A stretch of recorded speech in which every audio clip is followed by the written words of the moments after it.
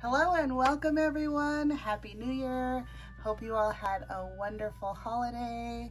I am just getting over being sick during the holidays, and so I'm here to make my first video of the new year. And what I want to do is basically tell you guys that I've been a member of Finishing School, Anna Griffin's Finishing School, for 2 years now, pretty much since it began. And there are lots and lots of tutorials and videos on there, and I have not been utilizing it the way that I should. So I decided that I'm going to try and make every single project in Finishing School this year in 2022. So today is day one, and I made 3 of the projects. Well, basically in Finishing School, one class has 3 projects: a beginner, an intermediate, and a harder one. But since this was like one of the first Finishing Schools, it looks like it was all easy. And so I just want to do a video where I show you guys what I made, how I modified it, and because if I didn't have all of the things to make or if I didn't have the die, or if I didn't have the stamp or whatever, what I did to modify it. And so these are the 3 projects here, and this is not stuck down, so it can come off, and this one's not stuck down because I'm not sure I want them to be happy birthday cards. It just was what fit the ones where she made, so I kept it. I'm using it for right now. And so let's go over the first project. Clear these 2 out of the way.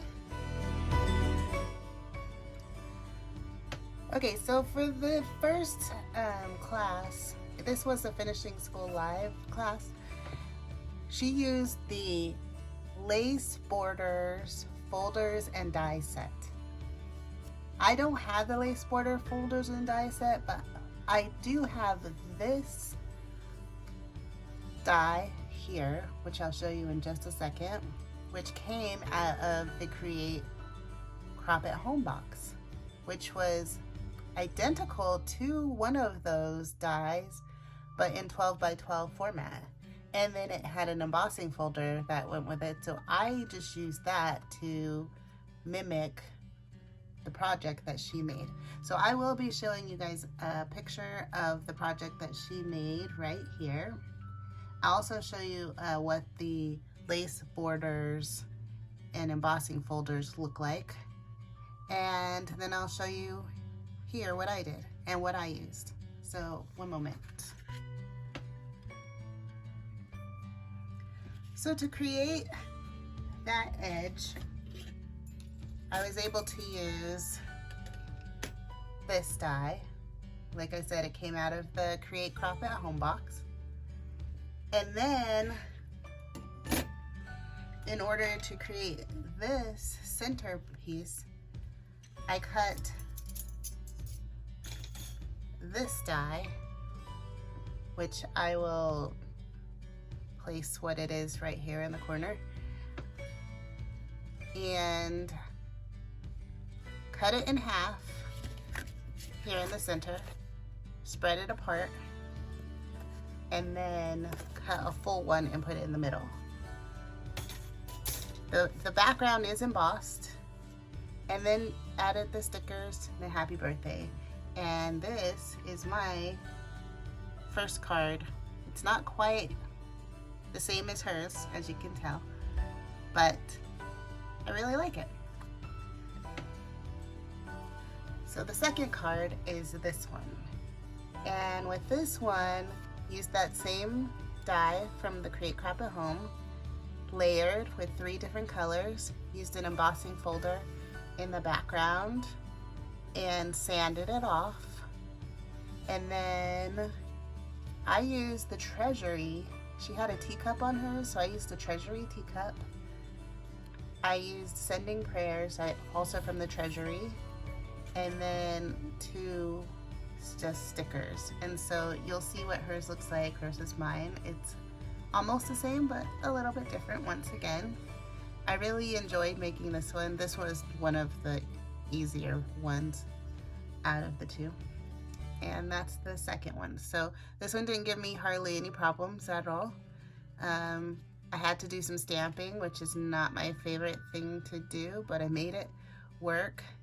I will tell you that I learned something about my stamping platform, which is a Tim Holtz stamping platform, and I was never able to get the treasury stamps to work for me using it, and I decided to flip it over and use it on the rubber side, and it actually stamped that way.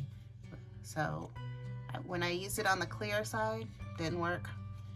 Turn it over and use it on the rubber side, it worked. And for all of you who don't know what I'm talking about, I'm gonna show you right now. So this is the Tim Holtz stamping platform, and with this, it has a side that says clear, and then on the other side it says rubber. And so one side you stamp clear stamps, and on the other side you stamp rubber. Well, I was using the clear stamp side to do my treasury stamps, and it was not working. So I turned it over and tried it on the rubber side, and now it works. Oddly, I don't know, maybe those stamps are thicker than normal stamps. I don't know. Maybe not. Hold on. That may not work for everyone, but that's what worked for me. Okay, so we're moving on. Our third card here. So this is the third card, and I really like it. It came out really beautiful, but it looks nothing like the one that she made in finishing school. And the reason why is because I committed it to memory and thought, oh, I can do that, and then just went on and did it. And then by the time I went back to look at it, it didn't look anything like it. So this is the picture of the one that she made here, and this is the one that I made here. So what I ended up doing is, in the background, if you can see, there's an embossed gold layer here, and then there is another embossed layer that's been fussy cut out. And then to create this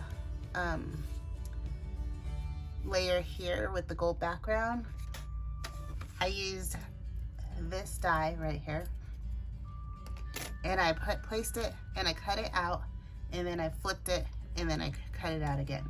Now that was my biggest mistake. I shouldn't have made it so big. It should have been half the size. And then I used the shadow layer for the gold piece in the background. And so this one gave me the most headache, not because it was hard to make, but this one gave me the biggest challenge because I didn't want to put a gold and use a whole piece of gold and then cover it up with this layer, and all you see is a little bit poking out. So I fought with myself for the longest time to do it, but I wanted to follow the techniques that she was giving us in the finishing school, and this was what it was.